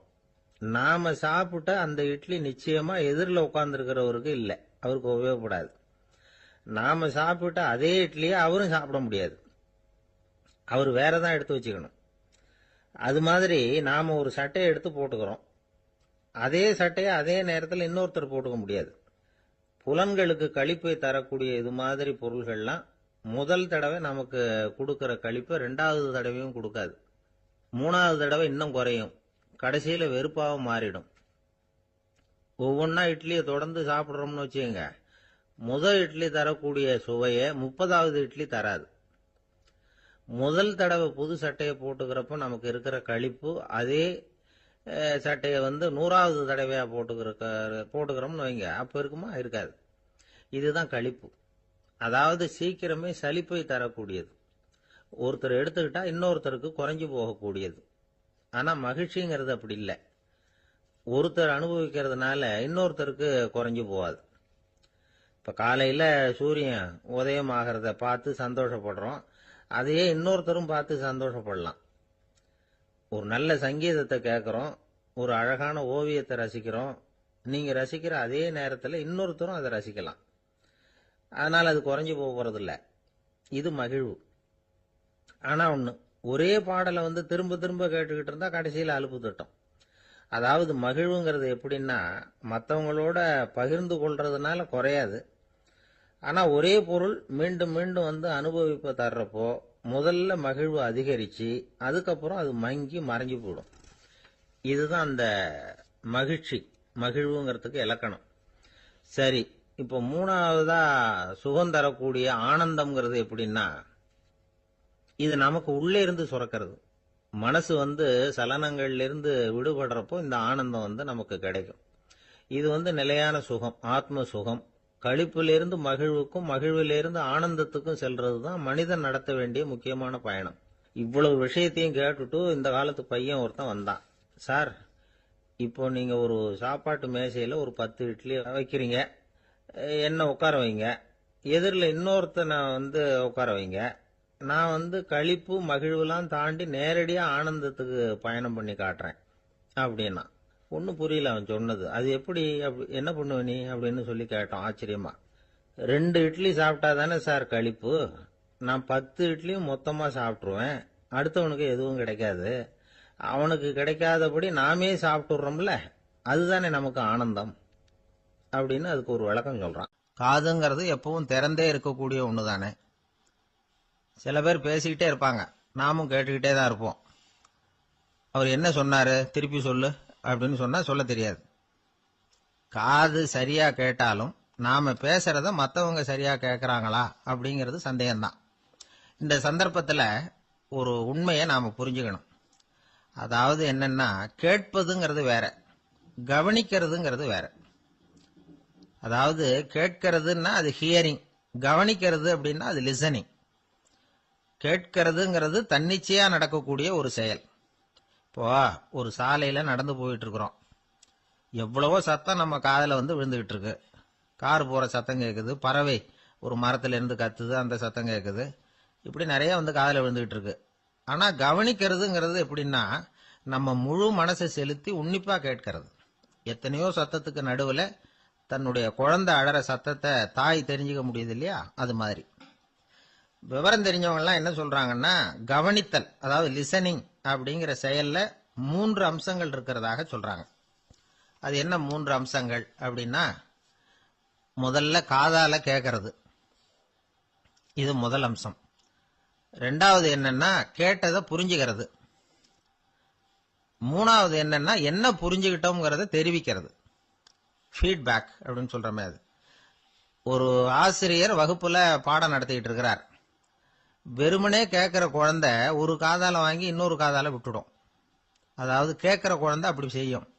ஆனா கவனிக்கிற குழந்தை கேட்டதை புரிஞ்சுக்கும். என்ன புரிஞ்சுக்கிட்டேன்னு கேட்டா பதில் சொல்லும். இதுதான் கேட்கறதுக்கும் கவனிக்கிறதுக்கும் உள்ள வித்தியாசம். ஒரு புள்ளி விவர கணக்கு என்ன சொல்லுது தெரியுமா? ஒரு மனிதன் எழுதுறது மூலமா 6% அறிவை பெருக்கிக்கிறானா, எழுதுறது மூலமா. படிக்கிறது மூலமா 19% அறிவை பெருக்கிக்கிறானா. பேசுறது மூலமா 30% அறிவை பெருக்கிக் கொள்ளுகிறான் அப்படின்னு சொல்றாங்க. ஆனா பாருங்க, கவனிக்கிறது மூலமா 45% அறிவை பெருக்கிக் கொள்ளுகிறான் அப்படிங்கிறது புள்ளி விவரம். அதனால கற்றலின் கேட்டல் நன்று அப்படின்னு சொல்றாங்க இல்லையா, அது இதுதான். அதனால கவனிக்கிறது மூலமா அதிக அறிவை நாம பெருக்கிக் கொள்ள முடியும். கேள்வி ஞானம் தான் ரொம்ப சிறந்தது அப்படிங்கிறார் வள்ளுவர். அதாவது கவனிச்சு கேட்கணும், அதுதான் முக்கியம். மற்றவங்க சொல்றத நல்லா கவனிக்க முடியாதபடிக்கு நாமே சில தடைகளை ஏற்படுத்திக்கிறோம், அல்லது நம்ம அறியாமலே அப்படி ஒரு தடை உண்டாயிடுது. அந்த தடைகளை தாண்டணும் அல்லது தகர்த்து எறியணும் அப்படிங்கிறது பெரியவர்கள் சொல்லுகிற யோசனை. அது என்ன தடைகள் அப்படின்னா, நமக்கு தெரியாத இவர் என்ன சொல்லிட போறார் அப்படிங்கிற நினைப்பு, இது ஒரு தடை. சொல்லி முடிக்கிறதுக்கு முன்னாடியே குறுக்க பேசுறது, மனசு அங்கேயும் இங்கேயும் அலையிறது, இதெல்லாம் தான் தடைகள். ஆசிரியர் பாடம் நடத்துறார் அப்படின்னா மாணவர்கள் அக்கறையா கவனிக்கணும், அப்பதான் பரீட்சையில பாஸ் ஆக முடியும். வீட்டுக்குள்ள கணவன் சொல்றத மனைவி கவனிச்சு கேட்கணும், மனைவி சொல்றத கணவன் கவனிச்சு கேட்கணும், இல்லைன்னா குழப்பமாயிடும். ஒரு அம்மா கோயிலுக்கு போனாங்க, சேலையில ஒரு முடிச்சு போட்டிருந்தாங்க. எதுக்கு சேலையில முடிச்சு போட்டு வச்சிருக்கிறீங்க அப்படின்னு கேட்டாங்க. எங்க வீட்டுக்காரர் ஒரு கடிதத்தை மறக்காம தபால் போட்டியில போட்டணும்னு சொன்னார், ஞாபகத்துக்காக முடிச்சு போட்டு வச்சிருக்கிறேன் அப்படின்னாங்க. கடிதத்தை பெட்டியில போட்டுட்டீங்களா அப்படின்னு கேட்டாங்க. அது எப்படிங்க முடியும், அவர் கடிதத்தை என்கிட்ட கொடுக்க மறந்துட்டாரே அப்படின்னாங்களாம். அதனால மறக்கப்படாதுன்னு நினைச்சுக்கிட்டே மறந்து விடுறது, இப்படி ஒரு வாழ்க்கை. அதனால வாழ்க்கையில நமக்கு இருக்கிறது செவிச்செல்வம் ரொம்ப முக்கியமானது. நிறைய கேட்கணும், சொல்றதை விட கேட்கணும், கேட்கறத விட முக்கியம் கவனிக்கிறது. அப்படி கவனிக்கிறது மூலமா நம்முடைய வாழ்க்கையில வெற்றி பெறணும். அங்க நபிகள் நாயகம் உட்கார்ந்திருக்கிறார். அந்த சமயம் அம்மா அங்க வர்றாங்க. அவங்க கையில திராட்சை பழ கொத்து, அதை கொண்டுகிட்டு நபிகள் கிட்ட கொடுக்குறாங்க. சாப்பிடுங்க அப்படின்னு சொல்லி ரொம்ப அன்பா வேண்டிக்கிறாங்க. நபிகள் நாயகமும் ரொம்ப பிரியமா அதை வாங்கிட்டார். அதுக்கப்புறம் அதை சாப்பிட ஆரம்பிச்சார். நபிகள் நாயகம் மதீனாவில் தங்கியிருந்தப்போ இது மாதிரி நிறைய பேர் பழங்களையும் தின்பண்டங்களையும் கொண்டுட்டு கொடுக்கறது வழக்கம். நபிகள் நாயகம் என்ன பண்ணுவார்னா, அதையெல்லாம் வாங்குவார். உடனே பக்கத்தில் இருக்கிற தோழர்கள் எல்லாருக்கும் பகிர்ந்து கொடுப்பார், தானும் சாப்பிடுவார். இதுதான் எப்போதும் வழக்கம். ஆனா இந்த தடவை என்னாச்சு தெரியுமா, அவர் அப்படி பண்ணல. ஒவ்வொரு பழமா எடுத்து தானே சாப்பிட்டுக்கிட்டு இருக்கிறார். அவர் விருப்பமா சாப்பிடுகிற காட்சியை ஆசை தீர பார்த்துக்கிட்டு இருந்தாங்க அந்த வயசான அம்மா, அந்த பழத்தை கொடுத்தவங்க. அவங்களுக்கு ரொம்ப மகிழ்ச்சியா இருந்தது, மன நிறைவா இருந்தது. நாம ஆசையா கொண்டுகிட்டு கொடுக்கிற பழத்தை நபிகள் நாயகம் இவ்வளவு பிரியமா சாப்பிடுறாரே அப்படின்னு நினைச்சு ரொம்ப சந்தோஷப்பட்டாங்க. அதுக்கப்புறம் அங்கிருந்து அவங்க புறப்பட்டு போயிட்டாங்க. இந்த அம்மா போனதுக்கு அப்புறம் பக்கத்துல இருந்த தோழர்கள் பேச ஆரம்பிச்சாங்க. ஏன்னா அவங்களுக்கு சந்தேகம், இன்னைக்கு வித்தியாசமா நடந்துகிட்டாரே அப்படின்னு. அண்ணலே, எது உங்களுக்கு வந்தாலும் எங்க எல்லாருக்கும் கொடுத்துட்டு தான் நீங்க சாப்பிடுவீங்க. இன்னைக்கு மட்டும் நீங்க அப்படி செய்யலையே, எல்லா பழத்தையும் நீங்களே சாப்பிட்டீங்களே, அதுக்கு என்ன காரணம் அப்படின்னு கேட்டாங்க. இப்படி கேட்கறதுனால நாயகம் அதை தப்பா புரிஞ்சுக்க மாட்டார் அப்படிங்கறது அவங்களுக்கு தெரியும். யாரும் எதையும் அவர்கிட்ட கேட்கலாம், அப்படி கேட்கறதுக்கு உரிமை உண்டு. இந்த ஜனநாயக முறைகளுக்கு அவர்கள் கொடுத்த மரியாதை இது. தோழர்களின் கேள்விக்கு நபிகள் பதில் சொல்ல ஆரம்பிச்சார். நண்பர்களே, அந்த அம்மா ரொம்ப பிரியமா அந்த பழங்களை என்கிட்ட கொண்டுகிட்டு வந்து கொடுத்தாங்க. முதல்ல ஒரு பழத்தை எடுத்து வாயில போட்டு பார்த்தேன். அது ரொம்ப புளிப்பா இருந்தது, சாப்பிடுறது ரொம்ப கஷ்டம். உங்ககிட்ட யாருக்காவது அதை கொடுத்திருந்தா அதுல வாயில போட்டதும் புளிப்பு தாங்காம முகம் சுளிச்சிருப்பீங்க. அதை அந்த அம்மா பார்த்துட்டாங்கன்னா வருத்தப்பட்டிருப்பாங்க. ஆசையா கொண்டுகிட்டு வந்து நமக்கு கொடுத்துருக்குறாங்க. அவங்க அன்பான மனசை நோகடிக்கிறதுக்கு நான் விருப்பப்படலை. அதனால முகம் சுளிக்காம சாப்பிடணுமேங்கிறதுக்காகத்தான் அந்த பழங்கள் பூராவே நானே சாப்பிட்டுட்டேன் அப்படின்னு புன்முறுவலோட பதில் சொன்னாராம் நபிகள் நாயகம். இன்னொருத்தர் மனசு புண்படக்கூடாதுங்கிறதுக்காக புளிப்பையும் இனிப்பா ஏற்றுக்கொள்ளுகிற பண்பாடு இருக்கு பாருங்க, அது ஒரு பெரிய நாகரிகம். அது எல்லாருக்கும் சுலபமா வந்துடாது. நல்லா இருக்கிற பழத்தையே என்ன இவ்வளவு மோசமா இருக்கேன்னு சொல்லுகிறவர்கள் தான் நம்ம கிட்ட அதிகம். இந்த காலத்துல இல்வாழ்க்கையில இந்த நாகரிகத்தை சில பேர் கடைபிடிக்கிறது உண்டு. நல்லா இருக்க இல்லையோ முகம் சுளிக்காம சாப்பிட்டுருவாங்க. ஏன்னு கேட்டா, எதுக்காக சார் வீண் வம்பு, ஏதோ நமக்குன்னு கொடுத்து வச்சது அவ்வளவுதான் அப்படின்னு நினைச்சுக்கிட்டு போக வேண்டியது தானே அப்படிம்பாங்க. இவங்கெல்லாம் கூட ஒரு விதத்துல பண்பாடு தெரிஞ்சவர்கள் தான். இப்போ ஒரு ஆளு ஊரெல்லாம் சுத்தி விட்டு கடைசியில அழுத்து போய் ஒரு ஹோட்டலுக்குள்ள நுழைஞ்சானான். ரொம்ப களைப்பா இருந்தது அவனுக்கு. அதனால ரொம்ப களைப்படைஞ்சு போய் ஒரு நாற்காலியில போய் உட்காந்துருக்கிறான். இவனை பார்த்ததும் சர்வர் ஓடி வந்தார். சார் உங்களுக்கு என்ன வேணும்னு கேட்டார். எனக்கு தேவை 2 தோசையும் கொஞ்சம் அன்பான வார்த்தைகளும் அப்படின்னா. சர்வர் உள்ள போனார், 2 தோசையை கொண்டாந்து வச்சார். அன்பான வார்த்தை கேட்டனே அப்படின்னா இவன். சர்வர் ரொம்ப பணிவா குனிஞ்சு இவன் காதோரமா சொன்னார், ஐயா இந்த தோசையை சாப்பிட்றாதீங்க, புளிச்சு போன பழைய மாவு அப்படின்னார். இது பாருங்க, அன்பான வார்த்தையும் 2 தோசையும் கேட்டார், கொண்டாந்து கொடுத்துட்டார். இப்படி இருக்கிறவர்களும் இன்றைய மனிதர்கள்ல அதிகம். அதனால மனிதர்கள் ஒவ்வொருத்தரும் ஒவ்வொரு விதம். நம்ம கிட்ட பிரியமா நடந்துகிறவர்கள் மனம் கோணும்படி நாம் நடந்து கொள்ளக்கூடாது அப்படிங்கிறது தான் நபிகள் நாயகம் அவருடைய செயல் மூலமா நமக்கு உணர்த்தி இருக்கிற வாழ்வியல் உண்மை. அவனுக்கு வயசாயிட்டுது, இந்த கவலை பயம் எல்லாமும் அதிகமாயிட்டுது. மரண பயம், ராத்திரியில சரியா தூங்க முடியல, இப்படி ஆயிட்டது நிலைமை. அந்த அரசன் ஏற்கனவே எப்படின்னா போர்க்களங்கள்ல எத்தனையோ பேரை ஓட ஓட விரட்டி இருக்கிறான். இருந்தாலும் இப்ப அந்த துணிச்சல்லாம் எங்கேயோ போயிட்டுது. பேசாம படுத்திருக்கிறான். அப்படியே படுத்தாலும் தான் தூக்கம் வர மாட்டேங்குது. என்ன பண்ணலாம்னு யோசிச்சான் இந்த மன்னன். உடனே எல்லா அமைச்சர்களையும் கூப்பிட்டான். எனக்கு நிம்மதி இல்லை, எதை நினைச்சாலும் பயமா இருக்கு, எனக்கு ஒரு ஆலோசனை சொல்லுங்க அப்படின்னா. என்ன ஆலோசனை வேணும் அப்படின்னு சொல்லி கேட்டாங்க. எனக்கு ஒரு நெருக்கடியான சந்தர்ப்பம் ஏற்பட்டு போச்சுன்னு வச்சுக்கோங்க. அந்த நேரத்துல நீங்க யாருமே என் பக்கத்துல இல்ல ஆலோசனை சொல்றதுக்கு அப்படின்னா, அந்த சமயத்துல எனக்கு உபயோகப்படுற மாதிரி ஒரு வாசகம், பொன்மொழி ஏதாவது சொல்லுங்க. அத நான் என்னுடைய வைர மோதிரத்துக்கு அடியில பதிச்சு வச்சுக்கிறேன் அப்படின்னார். தேவைப்படுறப்ப உதவும் அப்படிங்கறதுனால. அவர் போட்டிருந்த மோதிரமும் அதுக்கு தகுந்த மாதிரியே திறந்து மூடுறது மாதிரி அமைஞ்சிருந்தது. ஏதாவது வாசகம் எழுதுனா உள்ற வச்சுக்கலாம், அதுக்கான வசதி அதுல இருந்தது. அமைச்சர்கள்லாம் யோசனை பண்ணாங்க, இது மாதிரி ராஜா கேட்கிறாரே என்ன வாசகம், அதாவது பொன்மொழி சொல்லலாம் அப்படின்னு எல்லாரும் யோசனை பண்ணாங்க. ஒருத்தருக்குமே சரியா தோணல, ஒரே குழப்பமா இருந்தது. ஏன்னா நெருக்கடியான சமயத்துல உபயோகப்படுறது மாதிரி ஒரு பொன்மொழி வேணும்னு சொல்லியிருக்கிறார். அப்படி இப்படி யோசிச்சு பார்த்தா ஒண்ணுமே தோணல. எல்லாரும் குழம்பிக்கிட்டு இருந்த நேரத்துல ஒரு பெரியவர் அந்த பக்கமா வந்தார். அவர் சொன்னார், நான் வேணும்னா அதுக்கு பொருத்தமா ஒரு வாக்கியம் சொல்றேன், ஆனா ஒரு நிபந்தனை. அதை யாரும் ரொம்ப ஆர்வம் காரணமா அவசரப்பட்டு படிச்சிடக்கூடாது. அதை ரகசியமா அந்த மோதிரத்துக்குள்ள எழுதி வச்சுக்கணும். எப்பவாவது இக்கட்ல மாட்டிக்கிற சமயத்துல மட்டும் வேற வழியே இல்லை அப்படிங்கிற நிலைமையில மட்டும்தான் அதை திறந்து பார்க்கணும். அப்படி நீங்க இருக்கிறதா இருந்தா நான் அதை சொல்றேன் அப்படின்னாரு அந்த பெரியவர். சரின்னு ஒத்துக்கிட்டாங்க எல்லாரும். அதே மாதிரி அவர் ஒரு வாக்கியத்தை சொன்னார். அவர் சொன்ன வாக்கியத்தை ரகசியமா மோதிரத்துக்குள்ள பதிச்சு மூடியாச்சு. ராஜா அதை விரல்ல மாட்டிக்கிட்டார். கொஞ்ச நாள் ஆச்சு. அந்த ராஜாவுக்கு ஒரு சோதனை வந்தது. என்ன சோதனைன்னா, அடுத்த நாட்டு மன்னன் படையெடுத்துக்கிட்டு வந்துட்டான். அவன் இவர்கிட்ட ஏற்கனவே தோத்து போனவன். ஒரு வெறியில வந்திருக்கிறான். தோற்று போனவன் மறுபடியும் சண்டைக்கு வந்தா எப்படி வருவானோ அப்படி வர்றான். ஒரு வெறியில வந்தான், ஜெயிச்சுட்டான். என்னாச்சு இவரோட நிலைமைன்னா, நாட்டை இழந்துட்டார், எல்லாத்தையும் இழந்துட்டார். கடைசியா ஒரு அடிபட்ட குதிரையில ஏறி தப்பிச்சு போயிட்டார், வேற வழி இல்லைன்னு.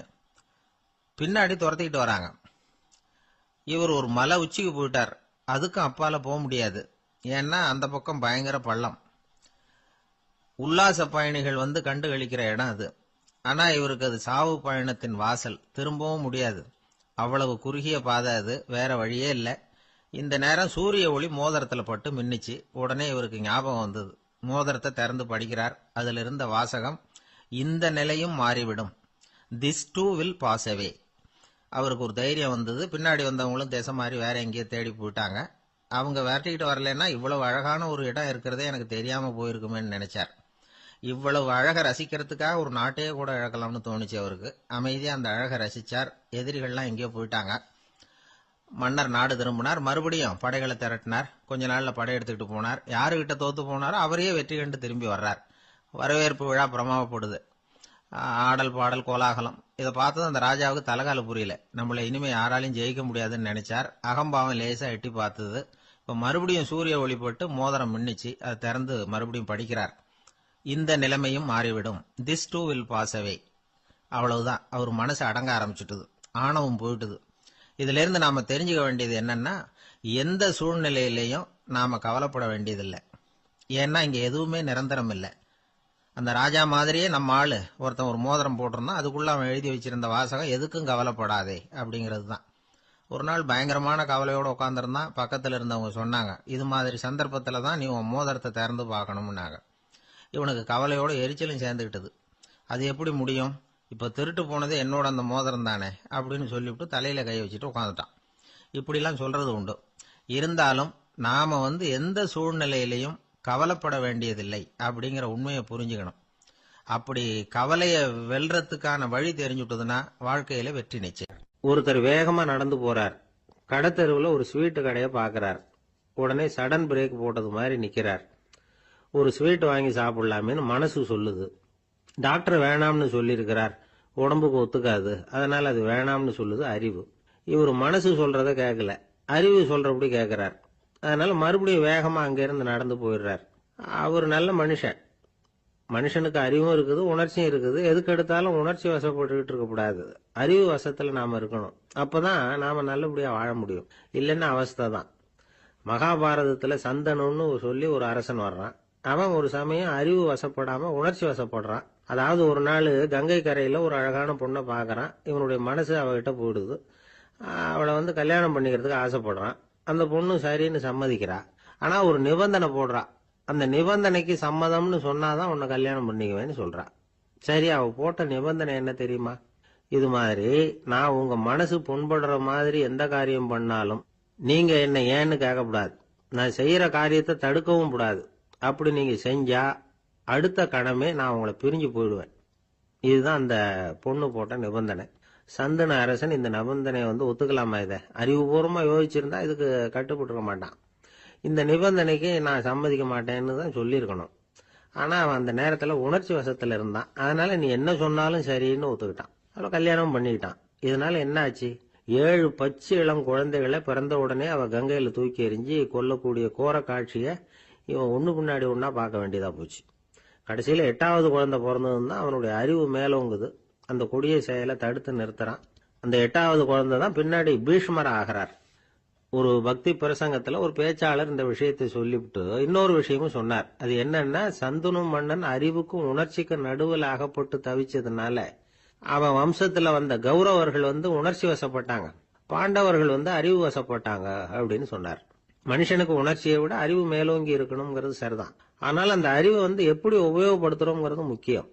ஒருத்தர் சொன்னார், சார் இன்னைக்கு கோயம்புத்தூர்ல ஒரு கல்யாணம், அதுக்கு நான் போக முடியலையேன்னு நினைக்கும் பொழுது மனசுக்கு ரொம்ப வருத்தமா இருக்குது சார் அப்படின்னார். ரொம்ப உணர்ச்சி வசப்பட்டார். அதுக்காக கவலைப்படாதீங்க சார், ஒரு வாழ்த்து தந்தி கொடுத்துருங்களேன் அப்படின்னார் இன்னொருத்தர். அது எப்படி சார் முடியும்னார் அவரு. நான் தானே சார் கல்யாண மாப்பிள்ளை அப்படிங்கிறார் அந்த ஆள். ஒரு பல்கலைக்கழகம், அங்க ஒரு இலக்கிய பேராசிரியர், அவர் பாடம் நடத்திட்டு இருந்தார். ராபர்ட் பிரௌனிங் எழுதிய கவிதைகளை பத்தி சொல்லிட்டு இருக்கிறார். மாணவர்களும் ரொம்ப அக்கறையா அதை கேட்டுக்கிட்டு இருக்கிறாங்க. ஒரு குறிப்பிட்ட கவிதையை பத்தி சொல்லும் பொழுது அந்த பேராசிரியருக்கே ஒரு சந்தேகம். அதாவது அந்த கவிதையின் சரியான அர்த்தம் என்னங்கிறதுல சந்தேகம். பேராசிரியர் யோசனை பண்ணார். அந்த கவிதையை முழுசா புரிஞ்சுக்க முடியல. அதனால மாணவர்களை பார்த்து சொன்னார், மாணவர்களே ஒரு நாள் பொறுத்துங்க, இந்த கவிதையை எழுதின கவிஞர் எங்க வீட்டுக்கு பக்கத்துல தான் இருக்கிறார். இன்னைக்கு சாயந்தரம் நான் அவரை நேரிலேயே போய் பார்க்கறேன், பார்த்து இதுக்கு என்னங்க அர்த்தம்னு கேட்டுட்டு வந்துடுறேன், அதுக்கப்புறம் உங்ககிட்ட சொல்றேன் அப்படின்னாராம். அன்னைக்கு சாயந்தரமே அந்த பேராசிரியர் கவிஞரை தேடிக்கிட்டு போயிட்டார். கவிஞர் அவங்க வீட்டில் அவர் பாட்டு உட்காந்துருந்தாராம்.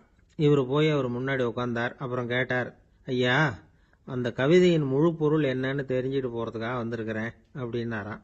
எந்த கவிதை அப்படின்னாராம் அவரு. இவர் அந்த கவிதையை சொல்லியிருக்கார்.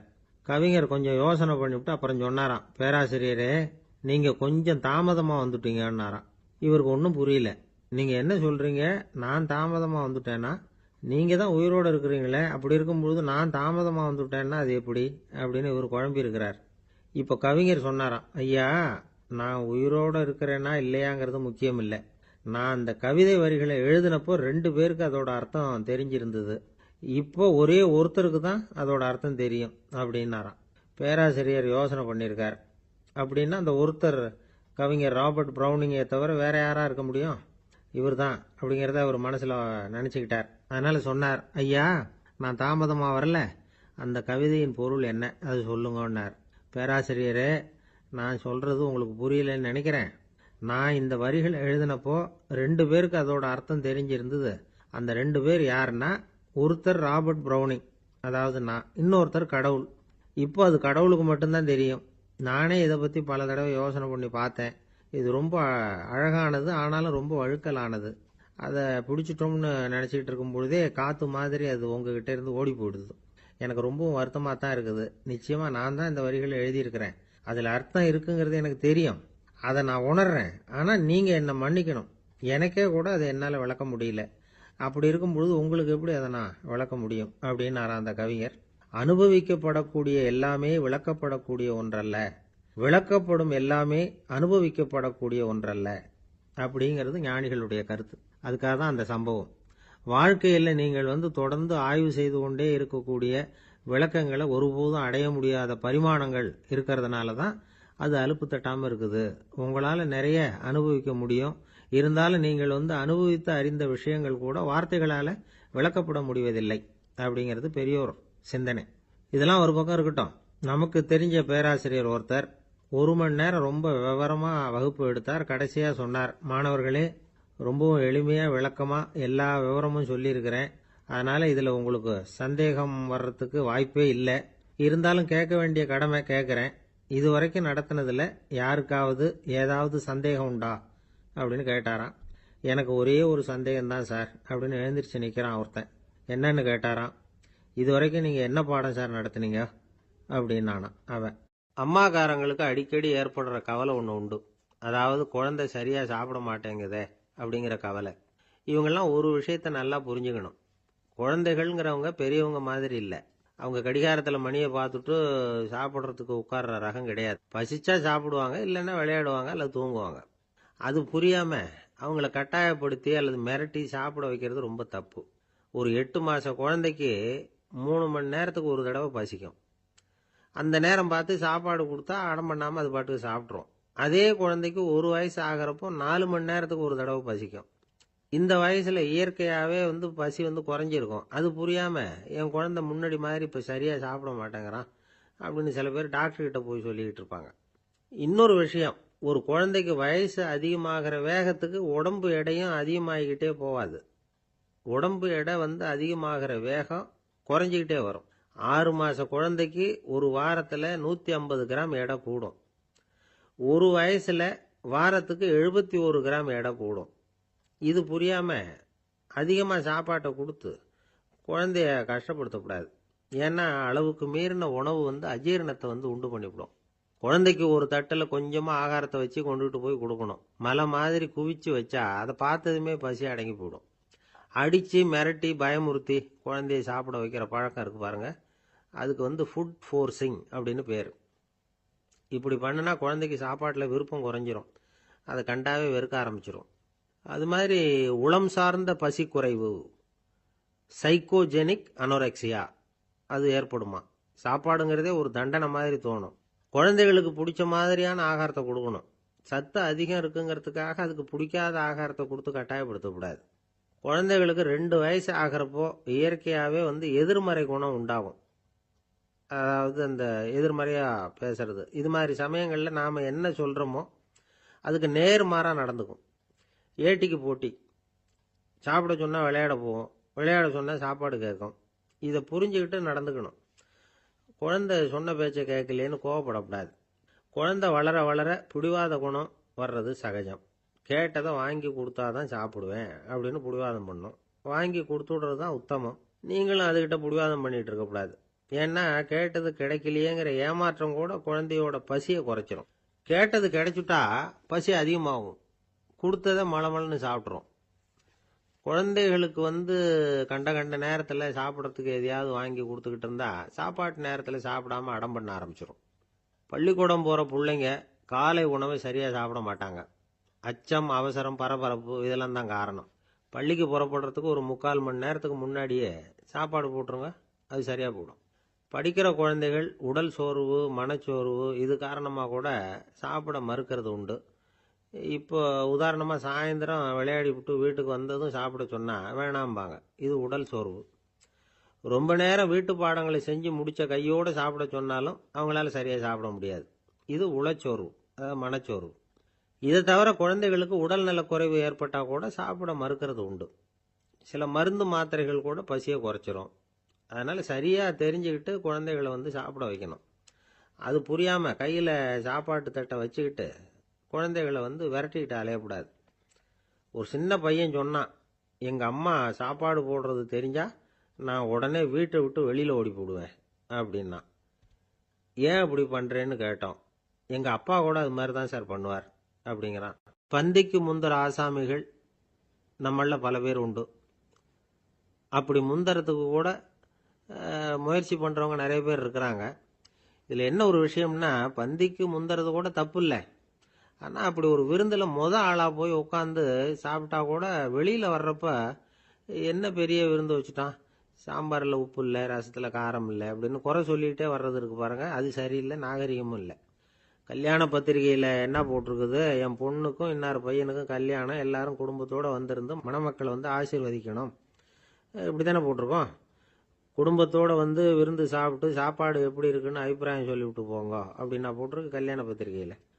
ஒருத்தர் வீட்டு விசேஷத்துக்கு போயிருக்கோம்னா எவ்வளவோ அசௌகரியங்கள் நமக்கு ஏற்படலாம். ஏராளமான கூட்டம் வந்திருக்கும். எல்லாரையும் அவங்க தனித்தனியாக கவனிச்சுக்கிட்டு இருக்க முடியாது. நாம தான் அனுசரித்து நடந்துக்கணும். நாமளாக போய் வாழ்த்த வேண்டியவங்களை வாழ்த்தி விட்டு சேரணும். அதை விட்டுட்டு பத்திரிக்கை கொடுத்தானேன்னு போனேன், கவனிப்பே சரியில்லை அப்படின்னு புலம்பிக்கிட்டு இருக்கக்கூடாது. ஒரு விருந்துக்கு போனால் அங்கே எப்படி நடந்துக்கணும் அப்படிங்கிறத பற்றி கூட அனுபவசாலிகள் சில விவரங்கள்லாம் சொல்லியிருக்கிறாங்க. இந்த காலத்தில் கல்யாணம், பிறந்த நாள், அது இதுன்னு நிறைய விருந்துகள் நடக்குது. அதெல்லாம் எதுக்காக? மனித உறவுகளை வளர்த்துக்கிறதுக்காக தான், வேற எதுக்கு? ஒரு விருந்துக்கு போனால் அமைதியாக பொறுமையாக போய் உட்காரணும். அடித்து பிடிச்சிக்கிட்டு இடத்த பிடிக்க போகிறேன் அப்படின்னு நிற்கக்கூடாது. முதல் பந்தி நடந்துக்கிட்டு இருந்தால் அது முடிஞ்சு இலை எடுத்து சுத்தம் பண்ணதுக்கு அப்புறம் போய் உட்கார்றது தான் நாகரீகம். இலை எடுக்கிறதுக்கு முன்னாடியே அங்கே போய் உட்காந்தா நல்லா இருக்காது. நீங்கள் சாப்பிட்டுட்டு உட்காந்துருக்கீங்களா, சாப்பிட்றதுக்கு உட்காந்துருக்கீங்களா, பார்க்குறவங்களுக்கு சந்தேகம் வந்துடும். அதே மாதிரி இலையில எல்லா ஐட்டமும் பரிமாறினதுக்கு அப்புறம் சாப்பிட ஆரம்பிக்கணும். ஒவ்வொரு ஐட்டமா வைக்க வைக்க நாம பாட்டுக்கு எடுத்து உள்ள தள்ளிட்டே இருந்தோம்னா எதை வச்சோம் எதை வைக்கலன்னு பரிமாறினவரே குழம்பி போயிடுவார். ஏன்னா எப்போ பார்த்தாலும் இலை காலியாகவே இருக்கும். சாப்பிட்றப்போ உங்கள் சாப்பாட்டையே நீங்கள் கவனிக்கணும். அடுத்தவங்க இலையில என்ன இருக்குது, பக்கத்தில் இருக்கிறவர் எதை அதிகமாக சாப்பிட்றார், இதெல்லாம் நமக்கு என்னத்துக்கு? எல்லாரும் சாப்பிட்டு முடிக்கிற வரைக்கும் பொறுமையாக இருக்கிறது தான் நல்லது. நீங்கள் மட்டும் திடீர்னு பாதியில் எழுந்திரிச்சு பக்கத்தில் இருக்கிறவங்களுக்கு சங்கடமாக இருக்குமேங்கிறதெல்லாம் யோசிக்காமல் நீங்கள் பாட்டு எழுந்திரிச்சு போகக்கூடாது. பக்கத்தில் உள்ளவங்க உங்களை எழுந்திரிக்க சொன்னால் எழுந்திரிச்சு போகலாம். விருந்துகளில் சாப்பாட்டை வீணாக்கிறதே ஒரு நாகரிகமாக போட்டுது இந்த காலத்தில். சாப்பாட்டுக்கே கஷ்டப்பட்டுக்கிட்டு பல பேர் இந்த உலகத்தில் இருக்கிறப்போ சாப்பாட்டை வீணாக்கிறது எவ்வளோ பெரிய மோசங்கிறத நினச்சி பார்க்கணும். வேணுங்கிற அளவுக்கு கேட்டு வாங்கி சாப்பிட்றது தான் முறை. விருந்தில் இந்த பஃபே அப்படின்னு சொல்லி ஒரு முறை சொல்கிறாங்கல்ல, அதாவது உணவு வகைகளையெல்லாம் பொதுவாக ஒரு இடத்துல வச்சுடுறது, நமக்கு தேவையானதை நாமே எடுத்து ஒரு தட்டில் போட்டுக்கிட்டு சாப்பிட வேண்டியது. இதில் கூட சில பேர் தேவைக்கு அதிகமாக எடுத்து போட்டுக்கிட்டு வீணாக்குறாங்க. சில சமயம் கடைசியாக சாப்பிட போகிறவங்களுக்கு எல்லா ஐட்டமும் கிடைக்காம போகலாம். அதை போய் பெருசு பண்ணிகிட்டு இருக்கக்கூடாது. என்ன சார் இந்த அளவுக்கு கூடவா நாகரிகம் தெரியாமல் இருக்கிறோம், இதை போய் பெருசாக சொல்ல வந்துட்டீங்களே அப்படின்னு நினைக்கலாம். ஒருத்தர் 2 பேருக்கு இந்த விவரம் தேவைப்படலாம். அவங்க காதலையும் இது விழட்டுமேங்கிறதுக்காக தான் இது. ஒரு பெரிய கல்யாண விருந்து நடந்துகிட்டு இருந்தது.